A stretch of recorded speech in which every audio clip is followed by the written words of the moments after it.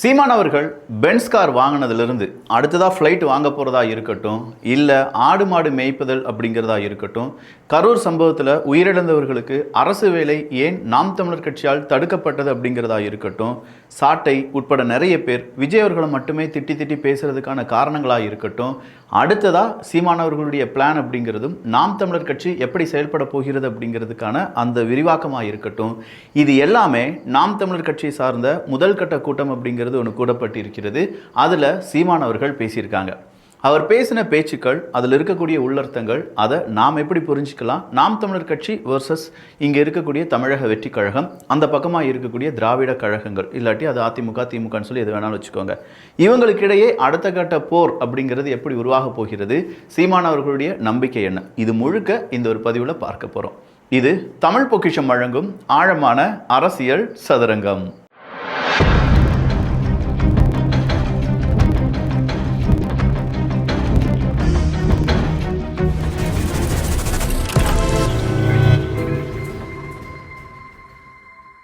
நாம் தமிழர், இதுதான் சீமான் அவர்களுடைய உரையினுடைய முதல் தொடக்கம். அதில் தமிழ் அப்படிங்கிறதும், தமிழ் இனம் அப்படிங்கிறதும், தமிழ் சார்ந்து யோசிக்கக்கூடிய திறன் அப்படிங்கிறதும், என்னுடைய தலைவர் யார் அப்படிங்கிறதையும் ஒரு இன்ட்ரடக்ஷன் அவர் சொன்ன விதம் அப்படிங்கிறது, நாம் தமிழராக என்னைக்கு உணர்கிறோமோ அன்னைக்கு தான் நமக்கு மிகப்பெரிய ஒரு மாற்றம் வரும்.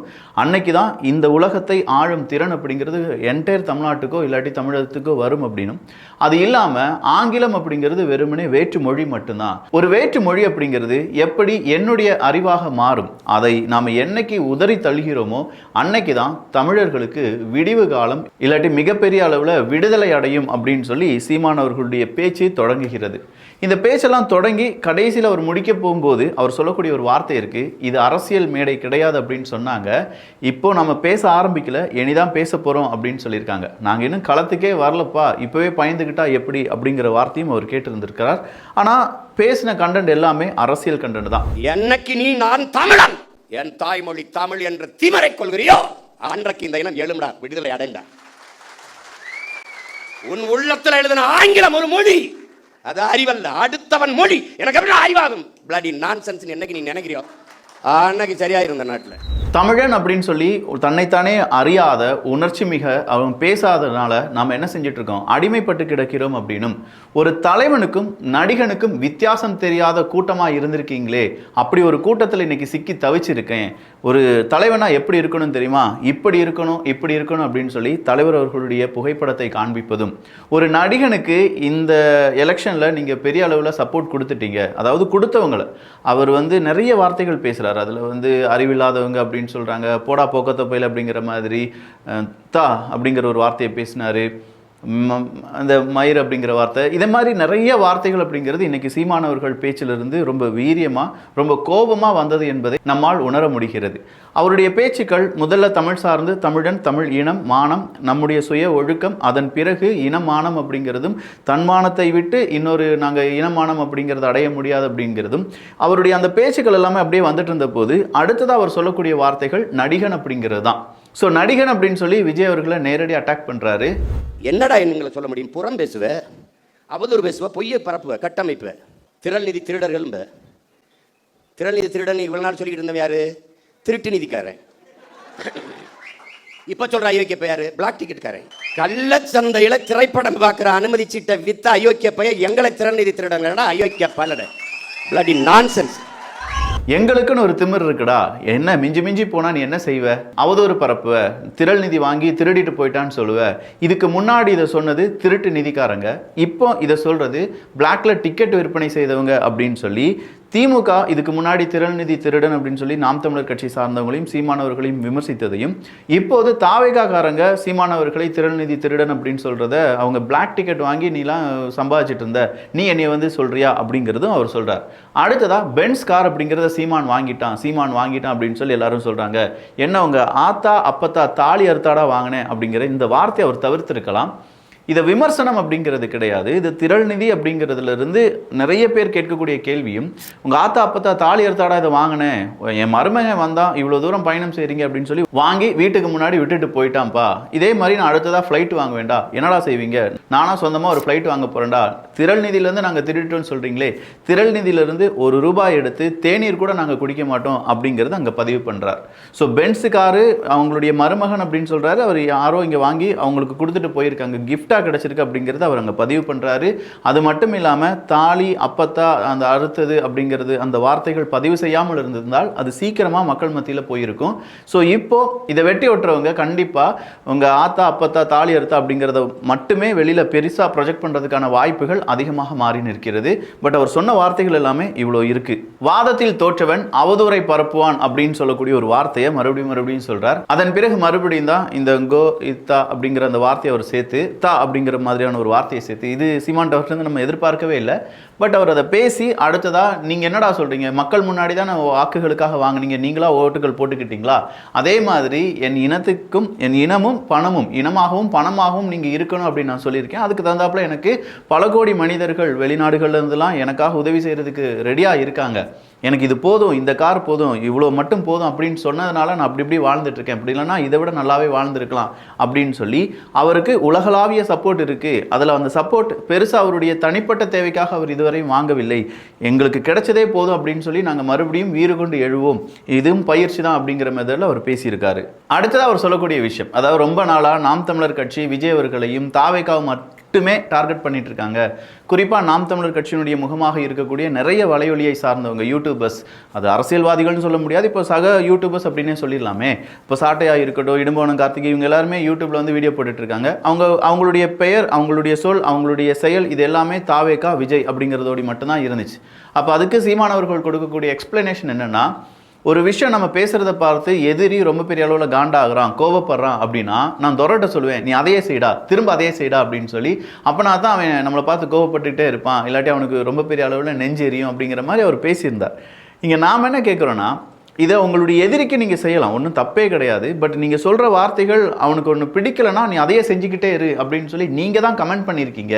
ஸோ சீமான் அவர்கள் கமெண்ட் பண்ணியிருக்காங்க, அதை கீழே இருக்கக்கூடிய அவங்களுடைய தம்பிகள் கேட்டிருக்காங்க, அதனால் அவங்க அதை ஃபாலோ பண்ணுறாங்க அப்படின்னு நம்ம எடுத்துக்கலாமா? சீமான் அவர்களே இதை ஒப்புதல் கொடுக்கிறார். நான் தான் பேச சொன்னேன், எதை பேசுனா அவனுக்கு ரொம்ப எரியுமோ, எதை பேசுனா அவனுக்கு கோபம் வருமோ அதை திரும்ப திரும்ப பேசுங்கடா அப்படின்னு சொல்லி நான் தான் அவனுக்கிட்ட சொன்னேன் அப்படின்னு சொல்லக்கூடிய அந்த வார்த்தை கொஞ்சம் நெருடலாக இருந்துச்சு. ஒரு தலைவனுடைய பண்பு அது கிடையாது.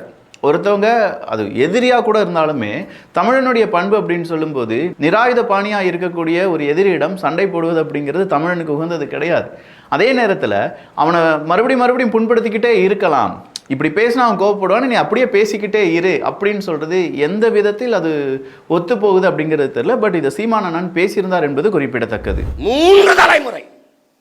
3 தலைமுறையும் தன் இன விடுதலைக்கு பலியானது உலக வரலாற்றிலே என்னுயிர் தலைவன் பிரபாகரனும் அவன் குடும்பம். அடுத்ததாக தலைவர் பிரபாகரன் அவர்களுடைய அந்த பெயரும் அவருக்கான அந்த பெருமையும் அவர் பேசியிருந்தார். அது ரொம்ப டச்சிங்காக இருந்துச்சு. 3 தலைமுறையாக ஒரு இன விடுதலைக்காக 3 தலைமுறையும் இழந்து போராடிய தலைவன் எங்கள் ஒரு தலைவன் தான் அப்படின்னு சொன்னதில் ஹேட்ஸ் ஆஃப். அப்போ தலைவர் பிரபாகரன் அவர்களை பற்றியான கூடுதல் புரிதலை தமிழ்நாட்டு மக்களுக்கு ஏற்படுத்தின தலைவர் சீமானன் அவர்கள் தான். பட் அவர் இடையில விடக்கூடிய இந்த வார்த்தைகளையும் நாம் இங்கே விமர்சனமாக வைப்பது ஏதோ நாம் தமிழர் கட்சியை விமர்சனம் செய்கிறோம் அப்படிங்கிறது கிடையாது. அவங்க இதை சொன்னாங்க, ஒருவேளை இதை கொஞ்சம் மாற்றி சொல்லியிருந்தா இன்னும் மக்களிடையே ரீச் ஆகிருக்கலாம், இல்லாட்டி இன்னும் அதிகமான நபர்கள் இது ஒரு செய்கிறது கரெக்டு தான் அப்படின்னு சொல்லியிருக்கலாம். அப்படி இல்லையா இன்னும் அதீதமான புரிதல் அப்படிங்கிறது உருவாகி இருக்கலாம் அப்படிங்கிறது தான். அடுத்ததா உயிர் உரிமை அப்படிங்கிறது தான். இந்த உயிர் உரிமைக்கான ஒரு டிஃபரன்ஷியேட் அப்படிங்கிறது அவர் சூப்பராக சொல்லியிருந்தார். உயிர் பிரிதல் அப்படிங்கிறது ஒரு தனிப்பட்ட ஒரு நபருடைய ஒரு பிரச்சனை, உயிர் பிரிஞ்சிருச்சு அப்படின்னா அவன் செத்துட்டான் அவ்வளோதான். பட் உரிமை அப்படிங்கிறது ஒரு நபருடைய பிரச்சனை கிடையாது, அது ஒரு இனத்துக்கான பிரச்சனை. உரிமை போராட்டம் அப்படிங்கிறத நம்ம செஞ்சு தான் ஆகணும், அதை தான் நாங்கள் செஞ்சுக்கிட்டே இருக்கோம். மறுபடியும் நாங்கள் நாம் தமிழர் கட்சியாக அந்த உரிமை போராட்டத்தை முழுதுமாக செய்வோம் அப்படிங்கிறத அவர் ரொம்ப எக்ஸ்பிளைன் பண்ணார் அந்த இடத்துல. ஏன் போட்டோம், எதுக்கு போட்டோம், வேட்பாளர் இவன் படிச்சிருக்கானா, யாரு இவரா நம்ம ஒரு எம்எல்ஏ அவருக்கே தெரியல, இவர் சீட்டு கொடுத்தோமா ஜெயிச்சாரா, இவர் மந்திரியா. இதை பேசினவர் அடுத்ததா இந்த உரிமை அப்படிலாம் சொல்லி வரும்போது இவருக்கா போட்டோம், இவர் தான் நம்முடைய எம்எல்ஏவா அப்படிங்கிற மாதிரி சில விஷயங்கள் இப்போ நடந்திருக்கு. எகைன் அந்த தாவேக்காக்கு ஓட்டு போட்டதை அப்படிங்க கொண்டு வராரு. கொண்டு வந்த பிறகு இவரெல்லாம் நம்ம எம்பி ஆக்கிட்டோமா அப்படின்னு சொல்லி அவருக்கே தெரியல, அதாவது விஜய் அவர்களுக்கே தெரியலையா இவர் யாரை எம்பி ஆக்கியிருக்காரு, யாரை எம்எல்ஏ ஆக்கியிருக்காரு அப்படின்னு சொல்லி. இப்படி தான் இப்போ இருக்கக்கூடிய அரசாங்கம் நடந்துட்டு இருக்கு அப்படின்னு சொல்றாங்க. இலக்கு ஒன்று தான், வழி உனக்கு தெரியலையா, நீயா வழியை உருவாக்கு அப்படின்னு சொல்லி ஹிட்லர் அவர்கள் சொன்னதா இருக்கட்டும், அடுத்ததா இப்படின்னு சொல்லி நிறைய பேருடைய பெயர் சொல்லி அவர் சொல்றார். இலக்கை நம்ம இப்போ உருவாக்கிட்டோம், இப்போ பாதையை நம்ம உருவாக்கிட்டோம், இலக்கை நம்ம ஆல்ரெடி டிக்ளேர் பண்ணிட்டோம், இதுதான் நம்முடைய இலக்கு அப்படின்னு சொல்லி. இதுல நிறைய தடைகள் வரலாம், தோல்விகள் வரலாம், ஆனாலுமே இலக்கை அடைவதற்காக நம்ம என்ன செய்வோம், ஓடிக்கிட்டே இருப்போம் அப்படிங்கிற மாதிரி அவர் சொல்லியிருந்தார். எகைன் அவர் சொன்ன வார்த்தை, எங்களுடைய வெற்றியை நீங்க தள்ளி போடலாம், ஆனா எக்காரணம் கொண்டும் தடுக்க முடியாது. அது அவங்க சக யூடியூபர்ஸ், சகாக்கள், தம்பிகள் சொன்ன வார்த்தையாகவே அவர் பிரதிபலித்தாலும், எங்களுடைய வெற்றி அப்படிங்கிறது கொஞ்சம் தள்ளி வைக்கப்பட்டிருக்கிறதே தவிர தடுக்கப்படவில்லை, அதை நாங்க கண்டிப்பா அடைந்தே தீர்வோம் அப்படிங்கிற அந்த புரிதலை அவர் வைக்கிறார். இட்ஸ் ஜஸ்ட் அ டிலே அப்படின்னு சொல்லக்கூடிய வார்த்தையை அவர் பயன்படுத்தினார். ஜஸ்ட் அ டிலேப்பா அப்படிங்கிறது மாதிரி சொல்லியிருந்தாரு. அடுத்ததா, நான் விரும்பி அரசியலுக்கு வரல, உங்களை மாதிரி முதல்வர் ஆகணும் அப்படின்னு சொல்லி நான் அரசியலுக்கு வரல, நான் வந்ததே ஒரு விபத்து தான், என்னைய வந்து அரசியலில் கொண்டு விட்டுருக்கு இந்த இந்த இந்த யூனிவர்ஸ் அப்படின்னு சொல்லுவார். அதை என்ன சொல்லியிருக்காருன்னா, நான் சினிமா டைரக்டர் செஞ்சு பழப்பு நடத்தலாம்னு சொல்லி தான் வந்தேன், ஒரு கட்டத்தில் கீழே விழுந்துட்டேன், ஆழமாக போகும்போது தான் தெரியுது, ஐயோ என்னுடைய இனமே கீழே முங்கி தான் இருக்குது, இதை நாம தான் காப்பாற்றணும் அப்படின்னு சொல்லி எனக்குள்ள அது தோன்றியது, அப்படித்தான் நான் அரசியலுக்கு வந்தேன். இப்போ நான் ஒன்று கேட்குறேன்டா, என்டிகே இல்லைனா உங்களுக்கு நாதி என்னடா அப்படின்னு சொல்லக்கூடிய வார்த்தையை அவர் கேட்கிறார். ஸோ தமிழர்களுக்கு என்டிகே இல்லாமல் நாதி இல்லை அப்படிங்கிறத சீமான் அவர்கள் அங்கே பதிவு செய்கிறார். அடுத்து அவர் சொல்லக்கூடிய விஷயம் என்னன்னா, எந்த விஷயத்தை வேணாலும் நாங்கள் வந்து சாதாரணமாக எடுத்துக்கொள்வோம் அப்படின்னா, சாக துணிந்தவனுக்கு எல்லாமே சாதாரணமாக தான் இருக்கும். ஸோ ஒரு போட்டிக்கு போகிற, ஒரு விஷயத்துக்கு போகிற, ஒரு பெரிய இலக்கை தேடி போகிறேன்னா சாக துணிஞ்சிடணும், அப்படின்னா உனக்கு வர்றது எல்லாமே சாதாரணமாக தெரியும். அப்படித்தான் இங்கே பெரும் கட்சிகள், காங்கிரஸாக இருக்கட்டும், திமுக இருக்கட்டும், இவங்கெல்லாம் இருக்கும்போது ஒற்றை மனிதனாக நான் இங்கே வந்து சாக துணிந்து இங்கே வந்தேன், அப்படி தெருமுனையில் இருந்து கத்தி கத்தி தான் நான் இவ்வளோ பெரிய விஷயத்தை அடைந்திருக்கிறேன், இவ்வளோ பெரிய வளர்ச்சியை ஏற்படுத்தி இருக்கிறோம், 36 லட்சம் பேர் நமக்கு ஓட்டு போட்டிருக்காங்க அப்படின்னா என்னால் பேரம் பேச முடியாதுன்னு நினைக்கிறீங்களா? 1%, 2% ஓட்டு வாங்கினங்களே அவ்வளோ பேரம் பேசியிருக்காங்க, ஆனால் 8% வாக்கு வாங்கின எங்களுக்கு எவ்வளோ பேரம் பேசியிருக்க முடியும்? அதெல்லாம் எங்களுடைய நிலைப்பாடே கிடையாது. சாதி ஓட்டு எனக்கு வரக்கூடிய தீட்டு அப்படின்னு சொன்னதே நான் தான், ஆனால் இன்னைக்கு பாருங்க அவங்க சாதி ஒழிச்சிட்டாங்க அப்படின்னு சொல்றாரு. இன்னைக்கு சாதியை ஒழிச்சிட்டாரு அப்படின்னா அவர் ஏன் பெரம்பூரில் நிற்கணும், அவர் ஏன் திருச்சி கிழக்கில் நிற்கணும்? அதாவது விஜய் அவர்களை பார்த்து அடுத்த அந்த கேள்விகள் நீடுது. அவர் சொல்றாரு, பெரம்பூரில் நின்னது அப்படிங்கிறது ஒரு சாதி கணக்கு, திருச்சி கிழக்கில் நின்னது சாதி மத கணக்கு. அந்த இடத்துல அந்த சோசப் விஜய் அப்படின்னு சொன்னதெல்லாம் மறுபடியும் வந்துகிட்டே இருக்கு. பெரம்பூர்ல ஏன் நின்றீர்கள், ஏன் நின்றீர்கள் நீங்க சொல்றீங்களா இல்ல உங்க கட்சிக்காரன் சொல்லுவார், நான் சொல்லுவேன்? இத்தனை தொகுதி இருக்கும்போது திருச்சி கிழக்கை தேடி போய் ஏன் நின்றீர்கள்? பெரம்பூரில் மதம், திருச்சி கிழக்குல சாதியும் மதம். நீங்க என்ன பேசுறீங்க? சாதியை ஒழித்து விட்டேன். உங்களை ஒழிக்காம எப்படி சாதி மதத்தை ஒழிக்க முடியும்? அந்த இடத்துல ஒரு ஜோசப் விஜய் அப்படின்னு சொல்றது எல்லாமே மறுபடியும் பேசுறாரு. இந்த இடத்த நல்லா கவனிச்சுக்கோங்க. குயவர்களுக்கு, அதாவது தமிழ் சமூகத்திலேயே மிகப்பெரிய அளவில் தனிமைப்படுத்தப்பட்ட சமூகத்துக்கெல்லாம் நாம தான் என்ன செஞ்சோம், இந்த எலெக்ஷன்ல ஒவ்வொரு சீட்டு கொடுத்தோம். அதே மாதிரியான ஒரு நிலைப்பாட்டை யாராவது எடுத்திருக்காங்களா? இதுக்கு முன்னாடி யாரும் எடுத்ததும் கிடையாது, என்னை எடுக்க போறதும் கிடையாது.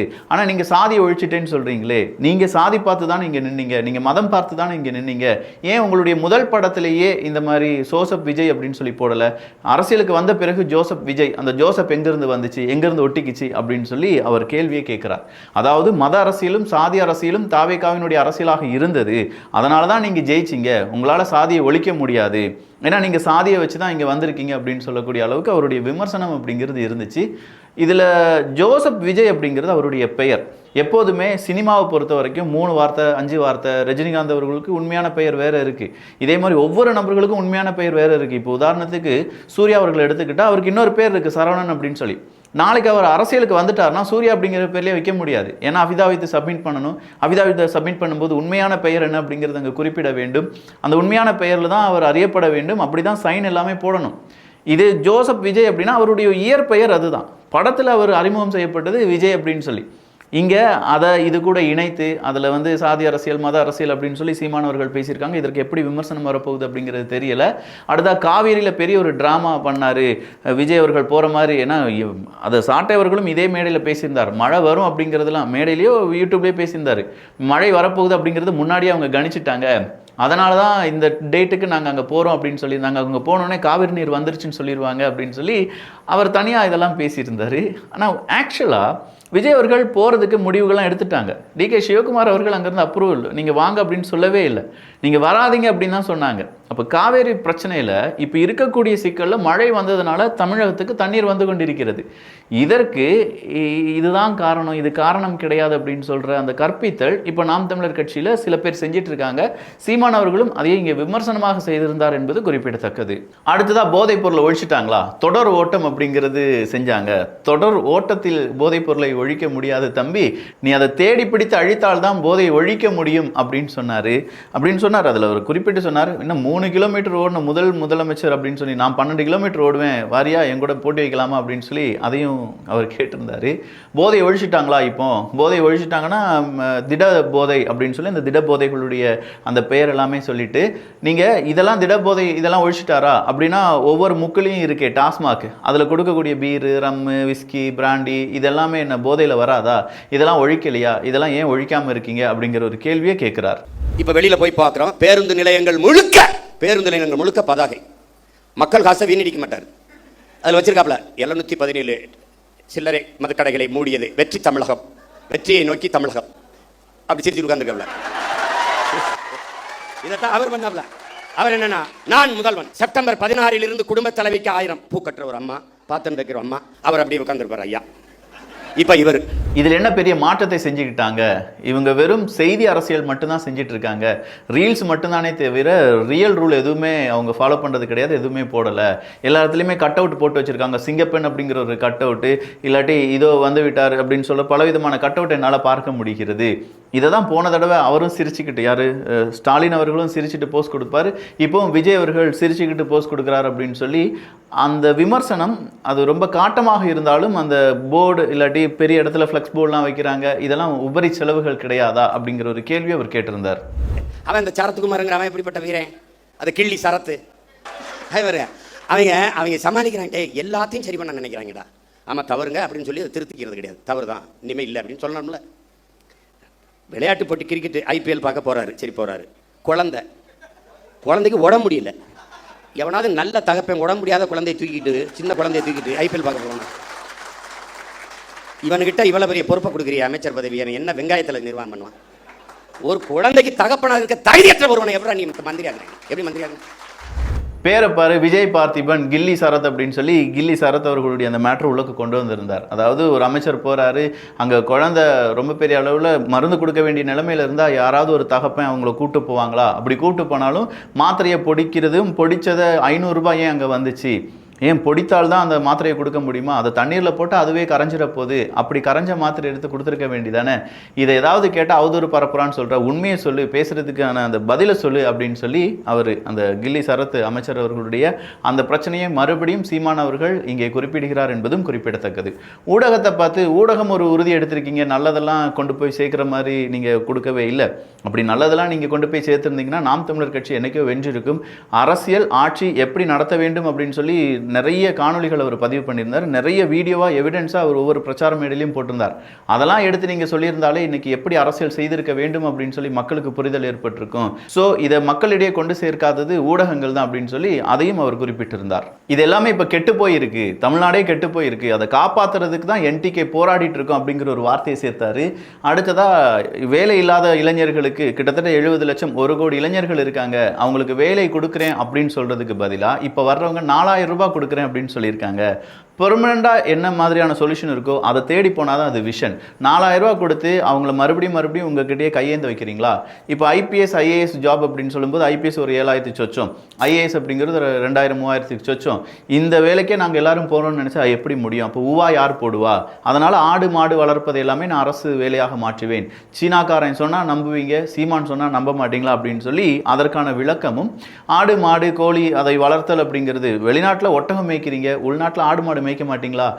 இந்த வேலையை நான் எப்படி செய்வேன்? அது உனக்கு இல்லடா பைத்தியக்காரா அப்படிங்கிற மாதிரி அந்த வார்த்தைகளும் அவர் அங்கே சேர்த்திருந்தார் என்பதும் குறிப்பிடத்தக்கது. ஸோ சீமானவர்களை பொறுத்த வரைக்கும் சீமானவர்களை விரும்பி பார்க்கக்கூடிய நபர்கள் அண்ணன் பேசக்கூடிய பைத்தியக்காரன் என்னடா இப்படி இருக்கு அப்படிங்கிறதுலாம் அவங்க விரும்பி பார்ப்பாங்க.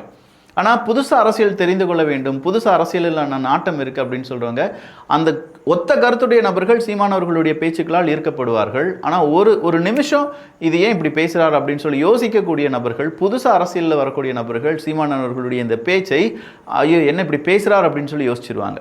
இது நாம் தமிழர் கட்சிக்கு டிராபேக்கும் அமையும், அதாவது பாசிட்டிவ் இதுதான், பெரிய நெகட்டிவும் இதுதான் அப்படிங்கிறத நாம் புரிந்து கொள்ளலாம். அது சீமான் அவர்களுக்கும் தெரியுமா இருக்கும். என்னை பொறுத்த வரைக்கும் என் கூட இதுதான்டா சீமா, இப்படி பேசுகிறவன் தான்டா சீமா, அதை ஃபாலோ பண்ணுறவன் மட்டும் வந்தால் போதும் அப்படிங்கிற அந்த ஸ்டாண்டில் தான் அவர் இப்போ நின்றுட்டு இருக்காரு. அரசு பணி ஆடு மாடுன்னு சொல்லி தப்பாக பேசின வாயா இது, அந்த வாயெல்லாம் நோட் பண்ணி வச்சுக்கோங்க அப்படின்னு சொல்லி அவர் மிரட்டுற மாதிரி, நான் எல்லாத்தையும் கொல்ல போகிறேங்கிறார். பகிரங்கமாக இந்த வார்த்தையை சொன்னார், கொல்ல போகிறேன், உப்பு தடையை வச்சிருக்கேன், அவன் நாக்கை பிடிச்சி இழுத்து கரகரன்னு அறுத்தே நான் அவனையெல்லாம் கொல்ல போகிறேன் அப்படின்னு சொல்லி யாரெல்லாம் ஆடு மாடு வளர்ப்புக்கு எதிராக பேசினாங்களோ, அவர் சொன்ன அந்த கொள்கைக்கு எதிராக பேசினாங்களோ அவங்களெல்லாம் சம்பவம் செய்ய போகிறேன்னு சொல்லியிருக்காரு. அடுத்தா கரூர் இன்சிடென்ட்ல அரசாங்க வேலை அப்படிங்கிறது ஏன் கொடுக்கணும்? அது ஒரு விபத்து. அஸ் நடிகனா நீ அங்கே வந்தது தப்பு, அதுக்கு முன்னாடி நீ வந்திருக்கலாம், ட்ரோன் வச்சுருந்தீங்கல்ல, அங்கே ஆதவர்ஜனா வந்து உங்கள் காதில் பேசினார்ல, என்ன பேசினார் அப்படிங்கிறத நீங்கள் சொல்லுங்கள், விசாரணை நடந்துச்சுல, அந்த விசாரணையில் என்ன நடந்துச்சுன்னு சொல்லுங்கள். இதையே நான் உங்களுக்கு கவர்மெண்ட் ஜாப் கொடுக்கணும். இதே இது மீனவர்கள் அங்கே போகிறாங்க, எதிர் நாட்டு இன்னொரு நாட்டு கடற்படையினரால் சுட்டுக் கொல்லப்படுகிறார்கள், அவங்களுக்கு என்ன இழப்பீடு கொடுத்தீங்க? அடுத்ததாக நம்முடைய இராணுவ வீரர்கள் நிறைய இடத்துல கொல்லப்படுறாங்க, அவங்களுக்கு என்ன இழப்பீடு ஒவ்வொரு அரசாங்கமும் கொடுத்துச்சு? அவங்க வீட்டில் இருக்கக்கூடிய ஒரு நபருக்கு அரசாங்க வேலை ஏதாவது கொடுத்தாங்களா?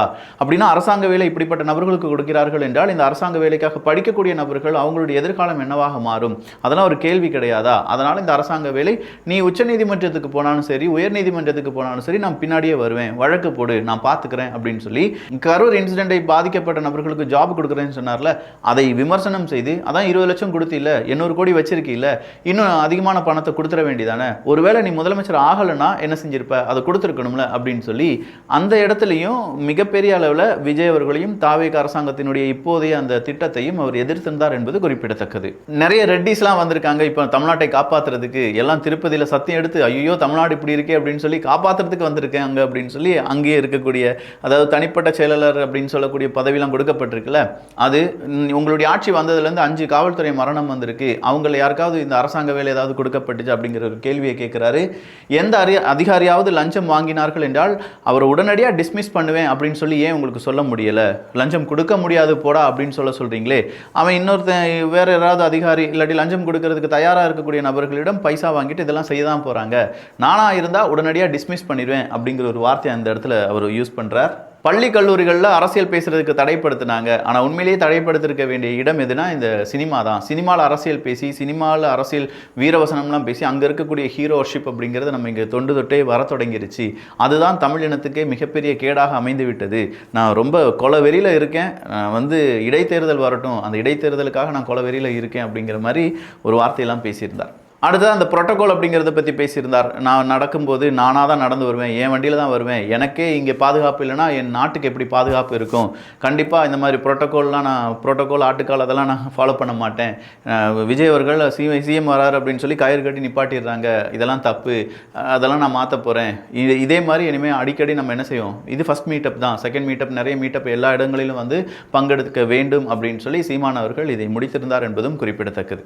அவர் பேசினது எல்லாத்தையுமே நான் இங்கே உங்ககிட்ட சொல்லிட்டேன். அவருடைய நிறைய பேச்சுக்கள் அங்கே அந்த கூட்டத்தை சார்ந்தவங்க கண்டிப்பாக ரசிச்சிருப்பாங்க, இல்லைன்னு இல்லை. பட் சில வார்த்தைகள் அவர் தவிர்த்திருந்தால் அது இன்னும் நிறைய பேருக்கு போய் ரீச் ஆகிருக்குமோ அப்படிங்கிற மாதிரியும், நான் தாண்டா செய்ய சொன்னேன், திரும்ப திரும்ப எவனுக்கு வலிக்குமோ அதை நான் தான் செய்ய சொன்னேன் அப்படின்னு சொன்னதெல்லாம் எகெயின் அண்ட் எகெயின் இதுக்கு ஒரு எண்டு கடை கிடையாது. கடைசி வரையும் தாவேக்காவை அடிக்கிறது மட்டும்தான் நாம் தமிழர் கட்சியினுடைய மிகப்பெரிய ஒரு நோக்கமாக இருக்க போகுது. அது எப்படி வருங்காலத்தில் அரசியல் படுத்தப்பட்டு நாம் தமிழர் கட்சிக்கு பாசிட்டிவாகவும் தாவேக்காவுக்கு நெகட்டிவாகவும் மாறப்போகிறது அப்படிங்கிறதெல்லாம் பார்க்கலாம். ஸோ இதில் பெருசாக டிஎம்கே அடித்தாங்களா அப்படின்னு கேட்டால் இல்லை. டிஎம்கே, பாஜக இதை பற்றிலாம் அதிகமாக சீமான் அவர்கள் இந்த மேடையில் பேசலை. ஒரு சில இடங்களில் திமுக பற்றி மட்டும் பேசியிருந்தார். முழுக்க முழுக்க தமிழ் ஐயா பிரபாகரன், தலைவர் பிரபாகரன் அவர்கள், அடுத்ததாக தாவேகா, விஜய், இவ்வளோதான் இந்த மீட்டப்பில் இருந்துச்சு அப்படிங்கிறத இங்கே நம்ம சுருக்கமாக சொல்லி முடிச்சிடலாம். ஸோ அவருடைய பேச்சுக்களை நீங்கள் கேட்டிருப்பீங்க, அதில் இருக்கக்கூடிய அர்த்தங்களும் உள்ளர்த்தங்களும் அப்படிங்கிறதெல்லாம் உங்களுக்கு முன்னாடி நான் சொல்லிட்டேன். இது எப்படி இருந்துச்சு அப்படிங்கிற உங்களுடைய கருத்துக்கள் இங்கே வரவேற்கப்படுகின்றன. அஸ் யூஷுவல் திட்டக்கூடிய நபர்கள் திட்டுங்கள், பாராட்டை சொல்ல வேண்டும் அப்படின்னு நினைக்கிறவங்க கண்டிப்பாக பாராட்டையும் சொல்லலாம். ஏன்னா திட்டுறவங்க கூடி பாராட்டுறவங்க குறைஞ்சிட்டிங்கன்னா நாங்களாம் வேலையை செய்ய முடியாது, கொஞ்சம் பார்த்துக்கோங்க. நல்லதை பகிர்ந்து நல்ல சமுதாயத்தை உருவாக்குவோம். நன்றி, வணக்கம்.